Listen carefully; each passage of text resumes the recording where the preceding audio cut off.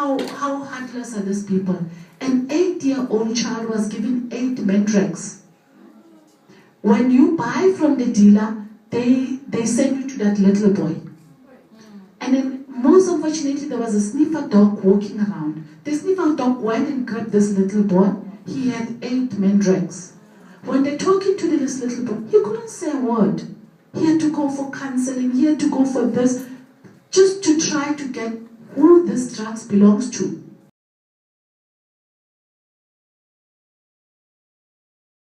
And now, at the present moment, when they can tell you what's a mixture of nyaope, you'll be shocked.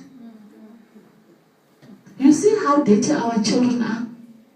Nyaope is the mess that comes in the drainage of our mess.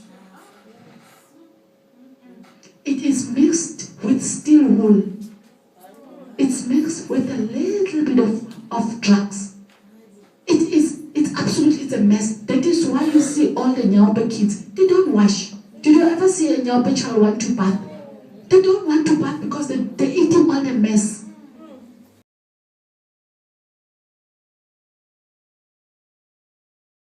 In June, we took 100 young men for the nyaope camp. We were helped by Sonke Justice. We were also working with Social Development and Sanka. We also worked with SABC. And it was such a success because out of the 100 young men, we've got 10. One is recording a gospel song. Very soon he's from El Dorado Park. And then the 2 from Meadowlands, they have came up with a program to fight nyaope in the area of Meadowlands, and also coming up with a book that they are being helped by Nimrod Ngozi. They want to write a book about the reason why they got into nyaope and who invited them to be part of nyaope. And this week until Saturday, we've got a young woman that are at the campsite. Like I said, today from 5 o'clock to 7 o'clock, they will be with Penny Libiani live on Kaya FM.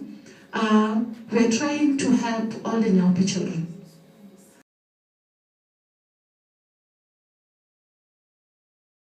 So as I'm mentioning to you, it is widespread, it's fast spread, it is a situation that exists in one part but has got different legs and threatens different things. As I mentioned, it leads to substance abuse, it leads to illiteracy, it leads to a whole lot of things, because you're asking yourself, why should I go to school for so long? I have an LLB, I graduated from the University of Johannesburg, and I cannot even find a call center position, which is discerning at the least.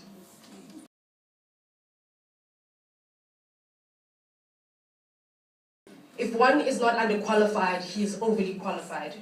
If it's not a matter of qualification, it's a matter of being underly experienced or overly experienced. Irrespective of the excuse tendered, the blockade remains fixed and the end exactly the same. A populace of educated and capable individuals without employment.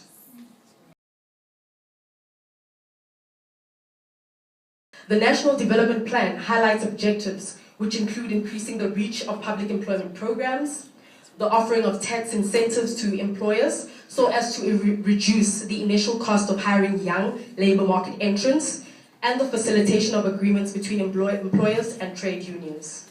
Secondly, we have the Youth Employment Strategy, which sets out objectives and pillars, which include, amongst others, skill development initiatives, transition and placement mechanisms for the preparation and placement of grade 12s, direct employment into public sectors, and youth entrepreneurship development and training programs. And then, of course, we also have the Youth Empowerment Accord, which identifies the need to create 5 million new jobs by 2020, creation of powerful private sector programs and commitment, and the need to highlight and focus on addressing poor skills, weak infrastructure, and improving basic education.